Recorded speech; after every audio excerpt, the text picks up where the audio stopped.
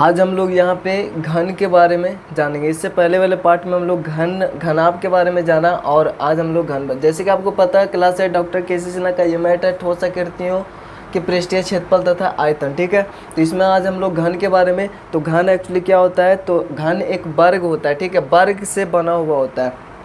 घन में जो फलक होते हैं 6 फलक होते हैं, लेकिन सभी फलक एक वर्ग होते हैं अपने आप में। जिस प्रकार से हमने घनाभ को देखा, आयत होता था, इसमें घन होगा, मतलब कि वर्ग होगा। ठीक है, हम यहाँ पे एक एग्जांपल लेते हैं, पिछले पार्ट में भी हमने लिया था। तो जैसे कि ये रहा, ठीक है, ये एक मतलब पुराना है, लेकिन ये एक घन की तरह है। ठीक है, क्यूब की तरह है। तो इसमें अगर हम देखें तो सबसे पहले मेन पॉइंट, जो कुछ पॉइंट है उसको हम लोग देख लेते हैं। वैसे वो क्वेश्चन पूछा नहीं जाएगा, लेकिन नॉलेज के लिए वो इम्पोर्टेंट है। वो आयत जो घनाभ था उसमें भी वैसा ही होता है। अगर पूछ ले इसमें कितना साइड है, ठीक है, तो आप क्या बताओगे? साइड इसमें देखेंगे तो एक इधर, जैसे देखिए एक इधर 2 3 4, 1 2 3 4, ठीक है, 4 ऊपर में हुआ, फिर 5 6, ठीक, 7 इधर होगी। अब इधर आएंगे तो इधर भी होगा 8 9 10, और फिर पीछे भी होगा 11 1 12। यानी टोटल अगर साइड इसका गिनोगे किसी भी घन को लेकर, या फिर घनाभ भी होगा तो साइड इतना ही होगा, यानी कि 12 साइड होगा। और इसका जो कोना है 1 2 3 4, और नीचे 4 होगा, 1 2 3 4, यानी 8, यानी शीर्ष इसको बोलेंगे तो ये 8 होगा। और इसका विकर्ण, यानी इस कोने से नीचे वाले कोने, ठीक है, यहाँ से नीचे आएगा तो एक विकर्ण ये हुआ, फिर यहाँ से इस कोने से भी एक विकर्ण आएगा नीचे इधर। ठीक है, तो 2 विकर्ण, जब इस दो कोने से 2 विकर्ण हुआ तो इस 2 कोने से भी 2 विकर्ण जाएगा, इधर से इधर और इधर से इधर नीचे। ठीक है ना, अभी फिगर में भी बताएंगे, तो 4 विकर्ण हो जाएगा आपका। तो ये कुछ इंपॉर्टेंट, मतलब ऐसे ही जाने के लिए। ठीक है, अब हम लोग यहाँ पे देखें घन क्या है। तो यहाँ पे देखें सभी जो यहाँ पे जो भी होगा, आपका जो भी यहाँ पे फलक दिख रहा है, इसमें 6 फलक है, 1 2 3 4 5 6। ठीक है, ये सामने आपको दिख रहा है 1 2, फिर इस साइड में 2 4, और ऊपर और नीचे 6 हो गया। ठीक है, और अगर हम इसकी बात किया जाए, खाली ऊपर नीचे को अगर छोड़ देते, इस चारों को हम लोग बोलेंगे पार्श्व पृष्ठ। ठीक है, पार्श्व पृष्ठ इसी को बोलते हैं। और अगर ये कमरा है तो ऊपर और नीचे दीवार नहीं होता, ठीक है ना, दीवार होता है तो इस चारों तरफ दीवार होगा। तो अगर चारों दीवार का क्षेत्रफल निकालना होगा तो इसका मतलब भी सेंस अगर हम लगाएंगे तो इसका मतलब भी वही होता है, पार्श्व। ठीक है, अभी हम आगे भी समझाएंगे इसको। तो फिलहाल हम अगर घन की बात किया जाए तो घन का यहाँ पे वैसे घनाभ, एक्चुअली ये घनाभ भी होता है, लेकिन इसका जो टोटल जो भी फलक है वो आपस में सभी सेम होते हैं। वैसा घनाभ जिसकी लंबाई चौड़ाई और ऊंचाई बराबर हो, एक घन कहलाता है। ठीक है, तो ये घन होता है। जैसे अगर हम घन पा रहे, तो एक्चुअली पहले हम लोग को एक वर्ग पारना होगा। ठीक है, इस प्रकार से, फिर हम लोग को एक वर्ग ही पारना होगा, क्योंकि वर्ग ही होता है। फिर हम लोग इस प्रकार से मिला देंगे, सॉरी,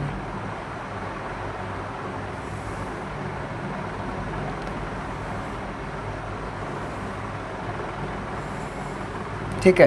तो ये हमारा देख रहे हैं एक घन हो गया, और इसमें 6 फलक होते हैं। अगर इसकी लंबाई हम लोग a मानेंगे तो इसकी चौड़ाई भी a ही होगा। ठीक है, a ही होगा, इसका ऊंचाई भी a होगा। ठीक है, मतलब कि जितना होगा 2 होगा तो ये भी 2, ये भी 2। ठीक है, तो सभी सेम होगा। ये वर्ग से मिलकर बना हुआ है। वर्ग आपको शायद पता ना हो, तो वर्ग जो होता है उसकी लंबाई और चौड़ाई सभी सेम होते हैं। यानी कि ये अगर 5 सेंटीमीटर होता है तो सभी यहाँ पे 5 सेंटीमीटर होंगे। ठीक है, तो एक वर्ग का क्षेत्रफल अगर निकालना होता है, जिस प्रकार से हमें एक वर्ग का क्षेत्रफल निकालना है, तो इसका वर्ग का क्षेत्रफल होता है भुजा गुना भुजा, यानी भुजा स्क्वायर। यानी एक भुजा ए है और ये भी ए है, तो ए गुना ए स्क्वायर होगा। ठीक है, और उसे आयत का किस प्रकार से होता है, उसका भी होता है ये गुना ये, यानी लंबाई गुना चौड़ाई। ठीक है, तो लंबाई गुना चौड़ाई ये आयत का होता है।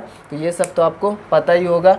तो ठीक है, अब अगर इस वर्ग को हम खोलेंगे तो 6 फलक है, 6 फलक होगा इसको। अगर सपोज हम इस प्रकार से खोल दें, जैसे देखिए इस प्रकार से वर्ग होगा, 1 2 3 4 5 और ये 6।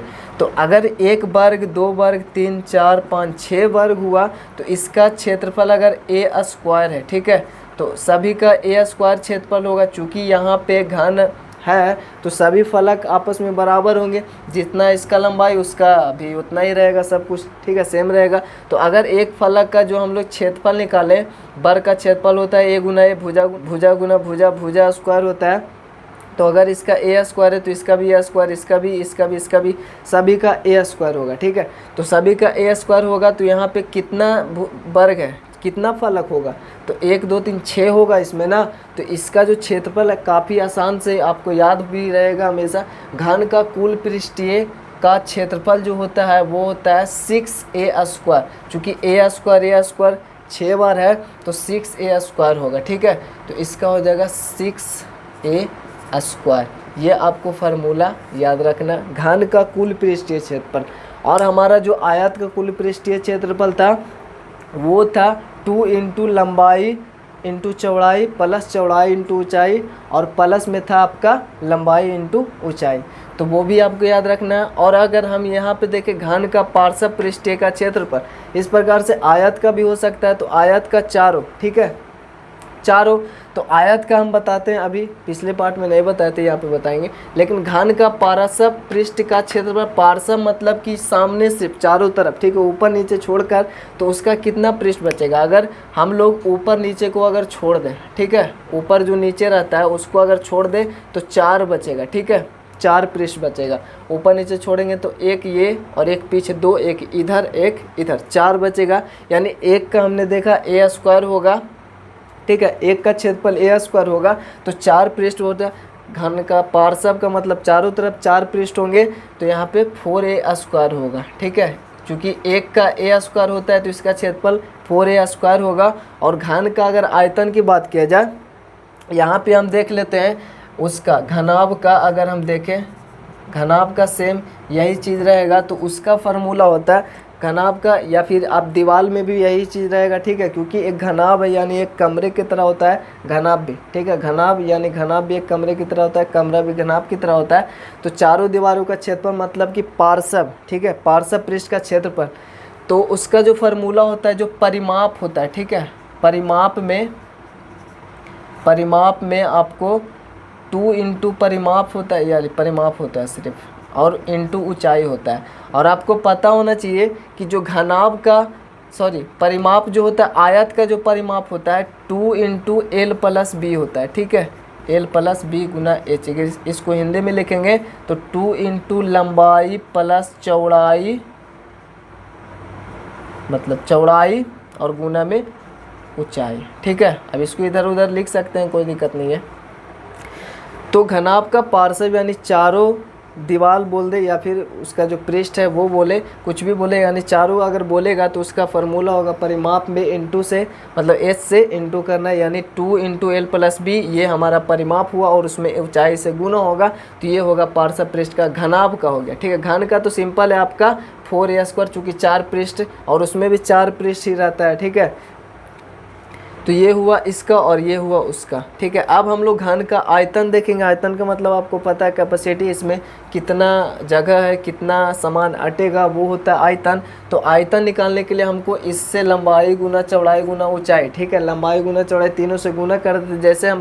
जैसे हम लोग घनाभ में देखे थे एल गुना बी गुना एच, तीनों से गुना कर देते, तो इसमें एल भी उतना ही रहेगा, बी भी उतना ही रहेगा और एच भी उतना ही रहेगा।